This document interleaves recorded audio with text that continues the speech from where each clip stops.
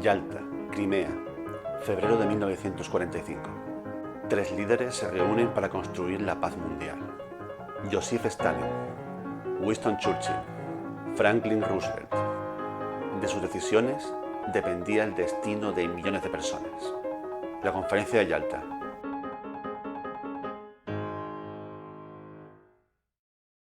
La Conferencia de Yalta fue la segunda cumbre entre Franklin Roosevelt, Joseph Stalin y Winston Churchill.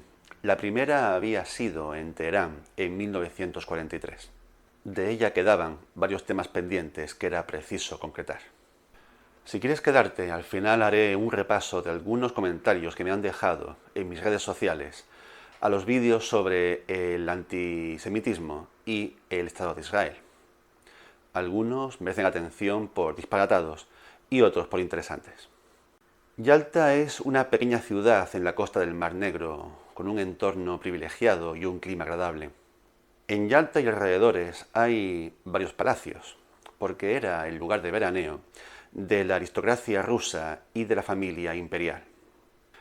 Stalin escogió este entorno para la conferencia a fin de abrumar a sus homólogos con un entorno suntuoso. Los palacios, sin embargo, estaban en un estado lamentable, ya que habían sido saqueados a conciencia por los alemanes durante la ocupación, poco tiempo antes. De todos modos, Stalin ordenó ponerlos a punto en un tiempo récord. A Churchill lo alojaría en el Palacio Vorontsov, quizá porque este edificio recuerda a un viejo castillo inglés.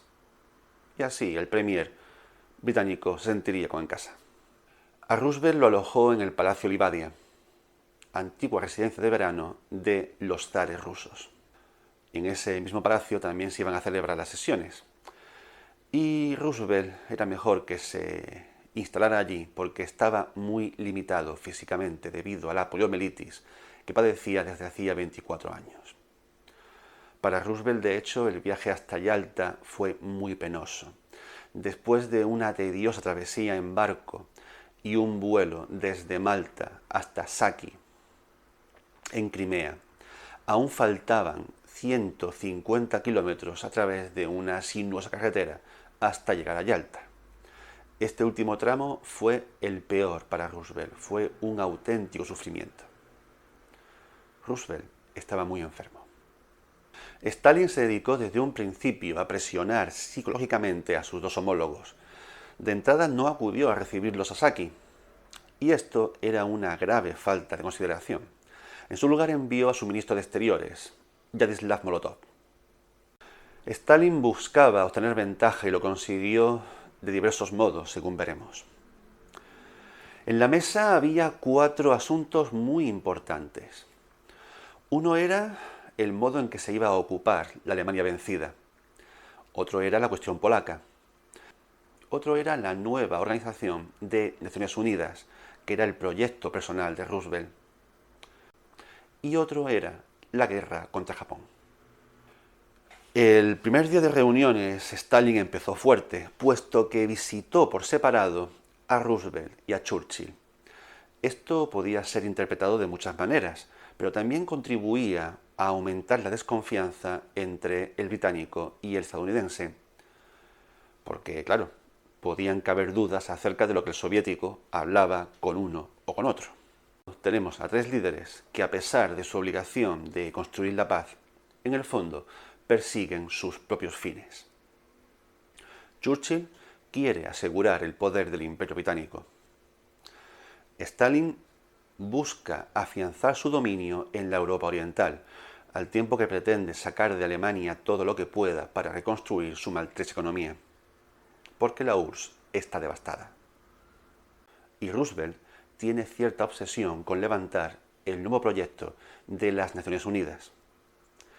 ¿Hemos de creer en la bondad de sus intenciones? ¿Qué piensas tú?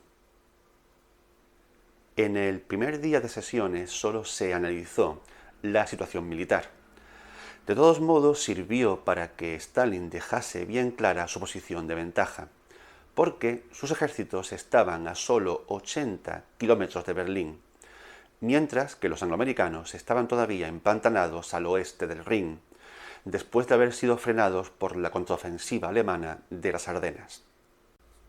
Esto daba ventaja a Stalin, por ejemplo, en la cuestión polaca, como veremos más adelante. Sin embargo, lo bueno empezó el segundo día, cuando se trajo a colación el tema de la ocupación de Alemania.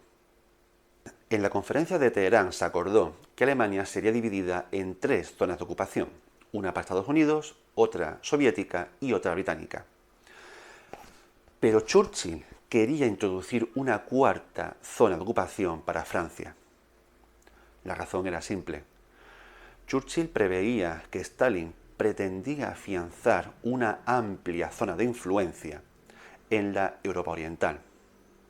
Alemania sería entonces el tapón entre esa zona soviética y la Europa Occidental.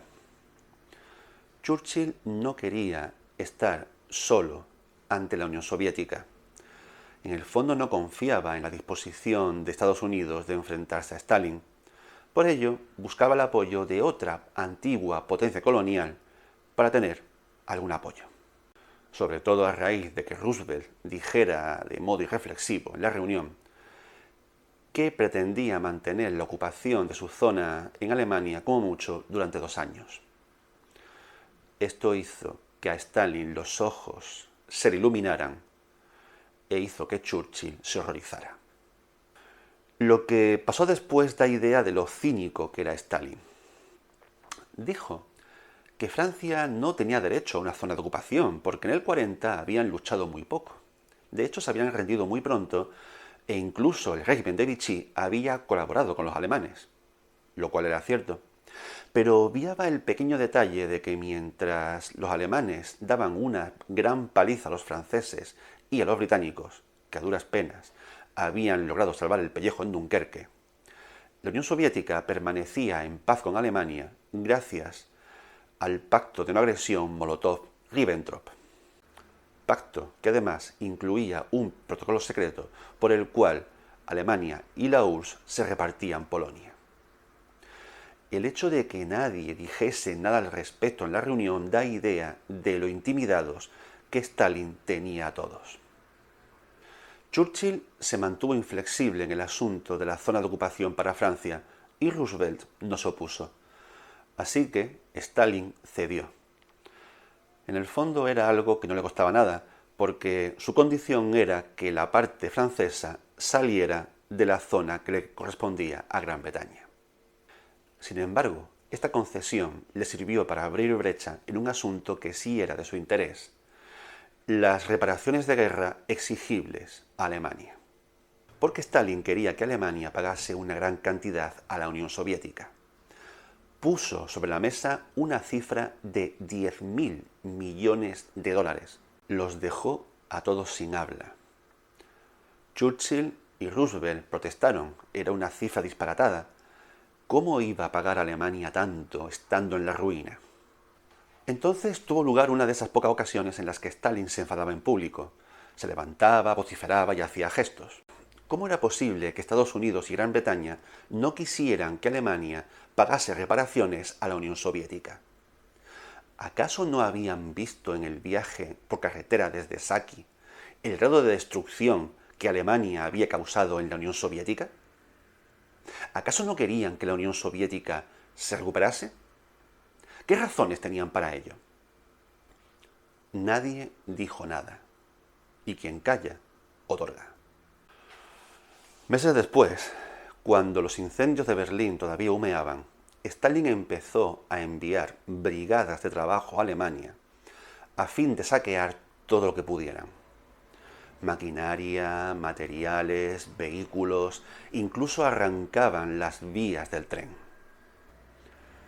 Si no podía cobrar en efectivo, lo haría en especie.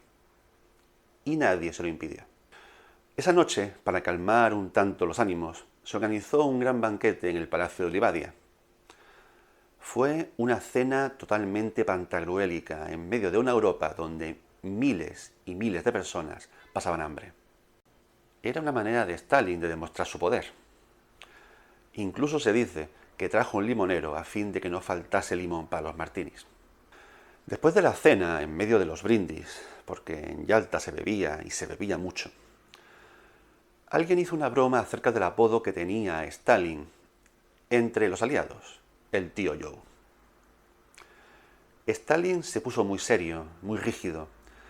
Nadie habría sabido decir realmente si estaba enfadado o no.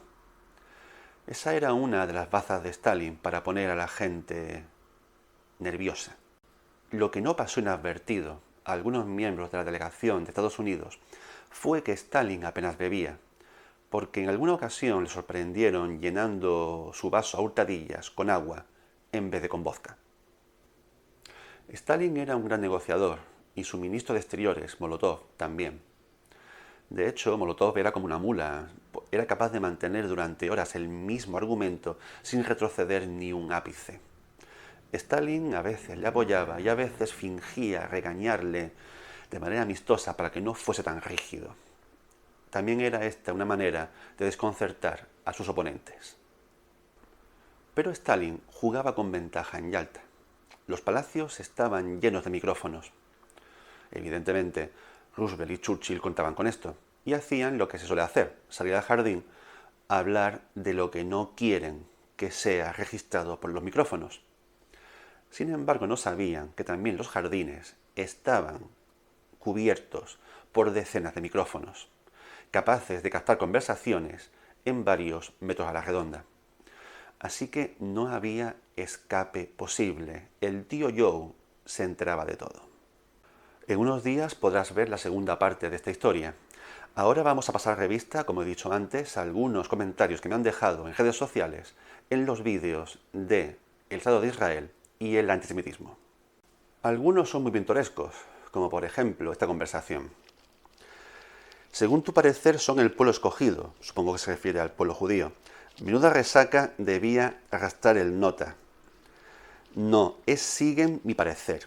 Es según lo que dice la Biblia. Como la Biblia es la palabra de Dios, sería según Dios. Aparte la mala ortografía y la mala gramática, si esto es en serio, es muy triste, puesto que estos argumentos de tipo religioso fomentan el odio entre diferentes confesiones y fomentan el conflicto árabe-israelí.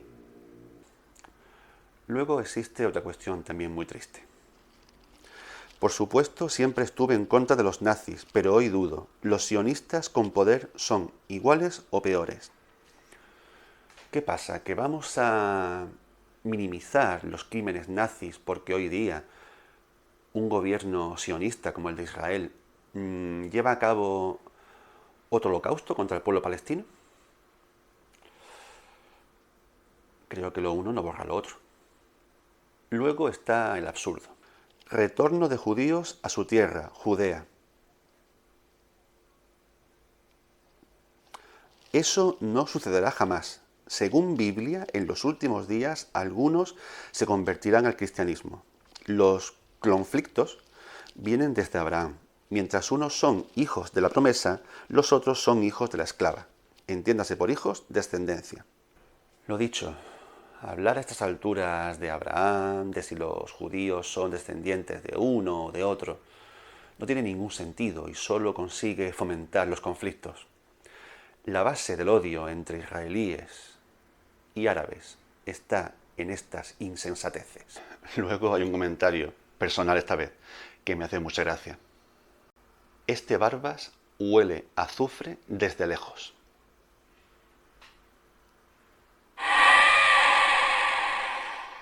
Y yo que pensaba que mi higiene corporal era correcta. Sin embargo, hay cuestiones que sí merecen ser discutidas desde un punto de vista histórico. Por ejemplo, está el viejo asunto de que los judíos a día de hoy dominan el mundo en función de su infiltración en el mundo financiero. Mi amigo Carlos Ortiz hace mención a familias como los Rothschild, los Morgan, los Rockefeller y los Warburg. Los Warburg y los Rothschild sí son de origen judío, en cambio los Rockefeller y los Morgan son más protestantes que Martín Lutero. Sin duda hay familias judías en el mundo financiero, pero no son todas. El tema de la conspiración, yo qué sé, me parece difícil y remoto. También se repite mucho la cuestión de atribuir la actual descendencia de los judíos de Israel al pueblo házaro. Los házaros eran un pueblo nómada del Cáucaso que se extendió por las estepas rusas. Algunos de ellos se sabe que abrazaron la religión judía, pero no se tiene noticia de ellos a partir del siglo XI. Los judíos de Israel a día de hoy son en gran parte descendientes de judíos europeos, lo cual es lógico, teniendo en cuenta el fenómeno de las migraciones. Afirmar que son descendientes de jázaros me parece un tanto aventurado, pero lo bueno es poder discutir sobre historia, es poder dar argumentos, rebatirlos, siempre en un clima de respeto. Lo que no es respetable, de ningún modo, es la cerrazón, el fanatismo y aferrarme a argumentos religiosos de hace milenios. Os animo a comentar, os animo a enviarme vuestras preguntas, os animo a que hablemos sobre historia. Responderé a cuantos comentarios pueda en mis redes sociales, en YouTube, y algunos comentarios que me parezcan interesantes los traeré aquí, porque así podremos seguir intercambiando conocimientos. Si te gustó este vídeo, dale al like, por favor suscríbete a mi canal y nos veremos dentro de unos días para ver la segunda parte de la historia de Yalta. Cuídate.